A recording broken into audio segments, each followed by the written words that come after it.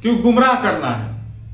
मैं किसी को गुमराह नहीं कर रहा हूं। जॉब लोगे तो अपने लिए कर लोगे, नहीं लोगे तो मेरे लिए नहीं लोगे।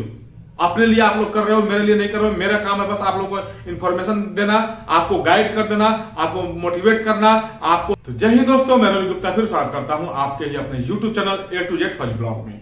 आज बात करेंगे सीआरपीएफ ट्रेडमैन। जी हाँ, सीआरपीएफ ट्रेडमैन वेटिंग लिस्ट पे बहुत से बच्चों का अभी ही कमेंट है और डाउट भी है, सर आएगा नहीं आएगा। और बहुत से बच्चों का हमसे शिकवा शिकायत भी है। सारी चीज आपको दूर करने वाला हूं। जैसे हमने आपको बोला था कि हम आपको वीडियो लेकर आएंगे और आपको पूरे डाउट क्लियर करेंगे। सबसे पहले देखिए, हम बात करते हैं आपका सीआरपीएफ ट्रेडमैन वेटिंग लिस्ट का।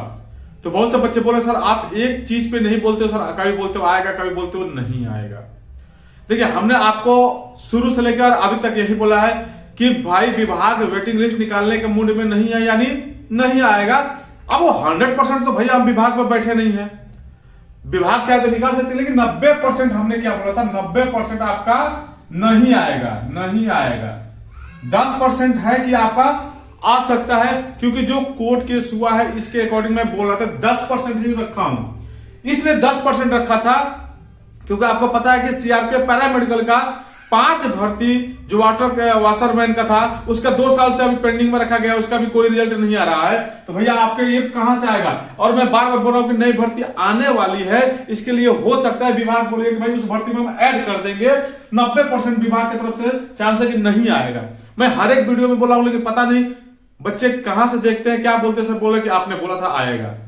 हमने ये बोला है कि 10% आ सकता है, लेकिन मैंने आपको हमेशा की तरह यही बोला है कि 10% चांस के चक्कर में आप आगे की तैयारी मत भूलो और आगे की तैयारी अपना शुरू रखो। लेकिन बहुत से बच्चे यही है कि सर हमारा केस कर दिया, दिन भर ग्रुप में यही करते रहते हैं, लेकिन उनसे कुछ होने जाना नहीं है। बात करने का मतलब है कि भाई 10% अगर आपने जो कोर्ट केस कर दिया उसको पेंडिंग में रख दो, हटाओ, आप आगे की तैयारी करो। विभाग अगर नई भर्ती लेके आ जाती है, जो सीट आपकी खाली है, तो आप क्या करोगे। इसके चक्कर में आप 2 साल और 3 साल निकालोगे। मैं उनके लिए बोला था वे बच्चे वेट करें जो इनका एज खत्म हो गया है। तो भैया उनको तो एक आशा था ना कि वेटिंग लिस्ट आएगा तो हमारा कहीं सिलेक्शन हो जाए। लेकिन जिनका एज बचा हुआ है और अभी भी उसका इंतजार कर रहे हैं, भाई मेरे कहने का मतलब है, देखो भाई जब आगे निकल चुके हो तो पीछे मुड़ के नहीं देखना है। जब आप आगे चल दियो और आपको सिलेक्शन लेना है, इसमें अगर आपका नहीं आया तो इसके पीछे नहीं भागने की जरूरत है मेरे भाई। आपको अपने आगे लक्ष्य की तरफ चलना है और आगे से अगर आपके किस्मत में होगी, लक्ष्य आपको मेहनत करते रहेंगे तो हो सकता है पीछे से ये भी आ जाए और आगे आप भी ले सकते हैं। जैसे इस बार भी बच्चे ने एसएससी जीडी में भी सिलेक्शन ले लिया और सीआरपीएफ ट्रेडमैन में भी सिलेक्शन ले लिया। अगर वो सीआरपीएफ ट्रेडमैन के पीछे पड़े रहते तो एसएससी जीडी में वो सिलेक्शन नहीं लेते।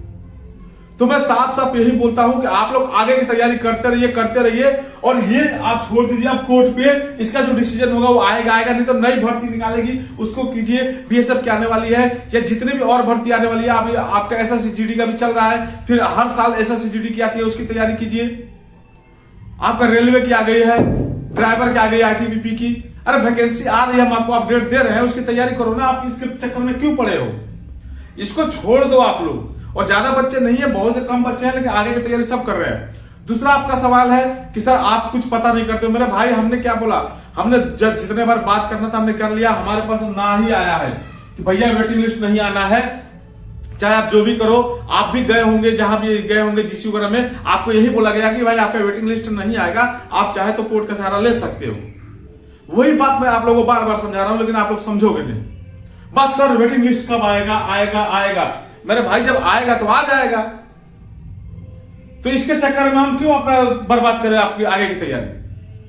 आपकी स्टेट गवर्नमेंट की वैकेंसी आती है, सेंट्रल गवर्नमेंट की वैकेंसी आई है, रेलवे की आ रही है, कहीं ना कहीं वैकेंसी आ रही है ना, आप उसकी तैयारी करो। आप तैयारी क्या करो, पढ़ाई। भैया मेरा रिटेन, ये मार्क्स के चक्कर में होते हुए ना, अंक के चक्कर में आपके मार्क्स कम थे तो नहीं हुआ 0.02 से 5 से, यानी जितना 1 नंबर 2 नंबर से। तो आप क्या हम पढ़ाई पे ध्यान करो ना भाई, पढ़ाई पे फोकस करो, फिजिकल के साथ साथ फोकस करते रहो कि आगे चल के हमको इससे ज्यादा हम अंक लेके आएंगे कि हमारे भाई मेरिट से कोई बाहर नहीं निकल सकता है और हम बाहर नहीं होंगे। फिजिकल में हो जाए अलग बात है।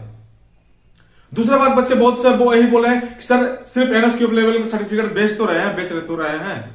चलिए आज एक छोटा सा एग्जांपल मैं आप लोगों को देता हूं एनएसक्यूएफ लेवल 1 पे। देखिए हमारा मकसद सिर्फ बेचना नहीं है। एनएसक्यूएफ लेवल और कोर्स कोई आपका सर्टिफिकेट नहीं है कि हम आपको बेच रहे हैं, वो कोर्स है। जैसे आप ITI कोर्स करते हैं, डिप्लोमा कोर्स करते हैं, कंप्यूटर कोर्स करते हैं, वो एक कोर्स है। और दूसरा बात क्या है कि अगर आप लोगों को नहीं करना मत करो, जिसको जरूरत है उसको करने दो। एक सर्टिफिकेट के कारण वो बच्चा बाहर हो जाएगा, क्या मतलब हो रहा है? मेरे से मत बनवाओ, मैं नहीं बोलता मेरे से बनवाओ यार, कहीं से आप बनवाओ, लेकिन ऐसा नेगेटिव थिंकिंग नहीं रखना। और वही बच्चे थिंकिंग रखना है जो खुद बनवा चुके हैं और दूसरे को बनवाने नहीं दे रहे हैं। क्यों? कि कंपटीशन हाई हो जाएगा इस बार। जब भाई मैट्रिक लेवल पे आपकी वैकेंसी आती है, जैसे आपका ग्रुप डी का वैकेंसी आया है, ITI मांगता है तो ये वैकेंसी फॉर्म कम भर जाते हैं, कंपटीशन कम होता। लेकिन ITI खत्म कर दिया गया तो BA वाले, ग्रेजुएट वाले सारे के सारे भर रहे हैं ना। इसी प्रकार से अभी ट्रेडमैन की जो भर्ती आएगी, तो जिनके पास सर्टिफिकेट नहीं होगा वो नहीं भर पाएंगे, और जिनके पास है वो भरेंगे।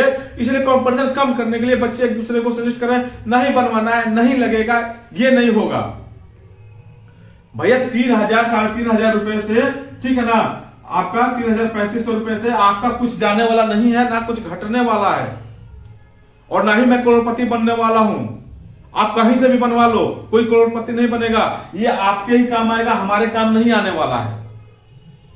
तो आप लोगों को तो बोल बोल के आदमी थक गया, आप सिर्फ एक ही कमेंट करते हैं, NSQ लेवल सर्टिफिकेट के लिए बात कर रहे हैं। मेरे भाई वही जो बोलते हैं ना, जो खुद बनवा लिए दूसरे को बनवाने नहीं दे रहे हैं।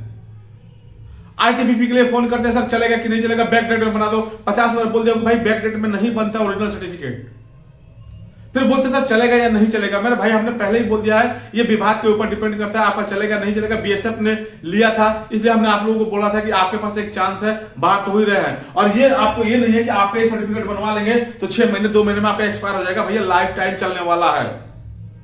जब भी कोई और भी भर्ती आएगी जिसमें ये रिक्वायर्ड किया जाएगा ना आपका NSQF का, ठीक है ना, ये आपसे मांगा जाएगा तो आपका उसमें काम आएगा ही आएगा।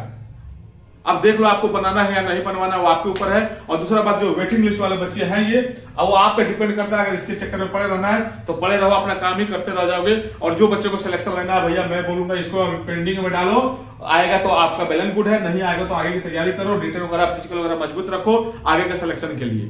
2-3 चीज में सिलेक्शन जब आती है ना, तो जॉब करने का मजा आपको और अच्छा लगता है, और आप पे डिपेंड होता है कि हम कौन सा जॉब चॉइस करें।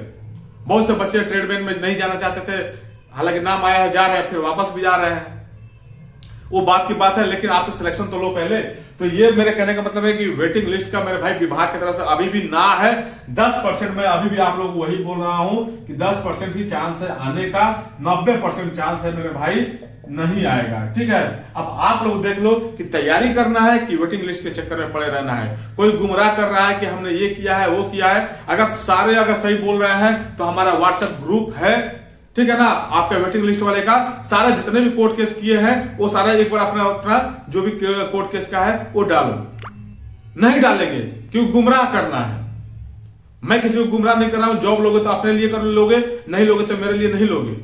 अपने लिए आप लोग कर रहे हो, मेरे लिए नहीं कर रहे हो। मेरा काम है बस आप लोगों को इन्फॉर्मेशन देना, आपको गाइड कर देना, आपको मोटिवेट करना, आपको सही दिशा दिखाना।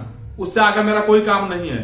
मेहनत आपको करना है, पढ़ाई आपको करना है, फिजिकल आपको करना है, जॉब आप करोगे, सैलरी आप लोगे, अपने घर वालों को आप देखोगे, आपके घर वाले खुश आपके रहेंगे, ठीक है ना। बस मुझे यही है कि आपको मेरे तरफ से अगर कोई जानकारी मिल जाए, बस मेरा यही काम है। अब आगे आप लोगों को क्या करना आप लोग देख लो। बस इस वीडियो में यही समझाना था। फिर मिलेंगे दूसरे वीडियो में, तब तक के लिए जय हिंद, वंदे मातरम।